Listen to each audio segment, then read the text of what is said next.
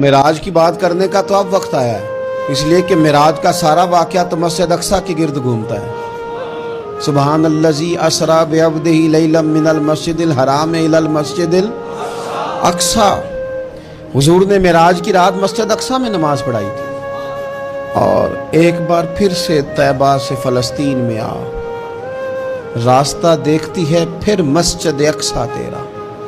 ایک بار حضور گئے تھے مکے سے مسجد اقصی، اور پھر حضور فرماتے ہیں جب میں واپس گیا نا تو کفار نے جو کہ مسجد اقصی دیکھی ہوئی تھی تو مجھ سے پوچھنا شروع کر دیا کہ مسجد اقصی کی کھڑکیاں کتنی ہیں، دروازے کتنے ہیں، پلر کتنے ہیں۔ جب انہوں نے سوال جواب کیے تو حضور فرماتے ہیں کہ رب کریم نے مسجد اقصی کو اٹھا کے میرے سامنے رکھ دیا۔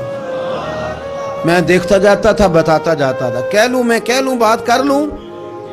ایک دفعہ حضور مکے سے مسجد اقصی آئے، اور ایک دفعہ مسجد اقصی میرے نبی کی زیارت کے لیے مکے گئی، حضور کی زیارت کے لیے مکہ شریف گئی۔ اور میرے نبی تو صرف کسی چیز کی طرف ایک دفعہ دیکھ لیں تو وہاں رحمت کے پھول کھلتے ہیں۔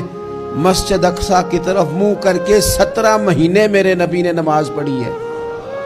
مسلمانوں پتہ ہی کوئی نہیں، ہماری خبریں ہی اور ہیں، ہمارا درد ہی اور ہے، ہمیں پتہ ہی نہیں بم کہاں برس رہے ہیں، ہمیں یہ خبر ہی نہیں۔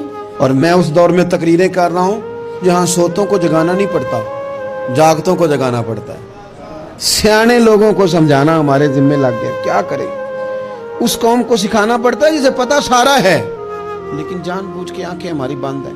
یہ مولوی کو بات کرتا تو لوگ کہتے دیکھو مولوی گالی دیتا ہے، لیکن اگر قائد اعظم محمد علی جناح کہے کہ اسرائیل امریکہ کی ناجائز اولاد ہے تو پھر تو تمہیں ہضم کر لینا چاہیے نا، پھر تو لیبرل کو بھی ہضم ہونا چاہیے نا کہ قائد اعظم نے کہا ہے، اور اس ناجائز بچے کو تم نے اتنی طاقتیں دے دی کہ وہ مسلمانوں کے قبلہ اول میں نماز پڑھنے والوں کو بھی نہ بخشے۔ کہاں گئی تمہاری وہ انسانی حقوق کی بڑی بڑی تنظیمیں، کدھر گئی؟ اور میرا پاکستانی میڈیا سے بھی سوال ہے، چند دن پہلے سیالکوٹ میں ایک واقعہ ہوا، ناانصافی ہو گئی جی، ناانصافی ہو گئی جی ایک بی بی کے ساتھ۔ ہر بندے نے شور مچایا، بڑے بڑے طوفان اٹھتے ہیں، کیوں ہوا جی کیوں ہوا؟ تو مسجد اقصی کی توہین ہو گئی تو پھر طوفان کیوں نہیں اٹھا؟ ٹاک شو کیوں نہیں ہوئے؟ بحثیں کیوں نہیں ہوئی؟ میں اس موم بتی مافیا کا کیا کروں؟ ان لبرل لوگوں کا کیا کروں؟ ان کے سپورٹروں ووٹروں کا کیا کروں؟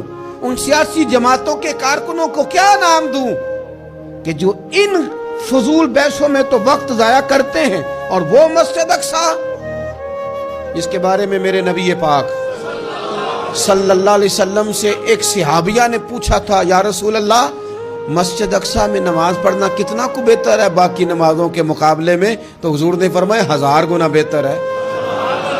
بی بی عرض کرنے لگی سونیا میں جا تو نہیں سکتی، دل بڑا کرتا ہے۔ تو حضور نے فرمایا جا نہیں سکتی تو وہاں تیل ہی بھجوا دے، جس میں حاضری لگوانے کی حضور بات کریں جس مسجد میں۔ اور نبی پاک علیہ السلام نے فرمایا خاص کر کے سفر کرنا ہوا تو 3 مسجدوں کے لیے کرنا، ایک مسجد حرام بیت اللہ کے لیے، ایک مسجد نبوی کے لیے، اور تیسرا مسجد اقصی کے لیے۔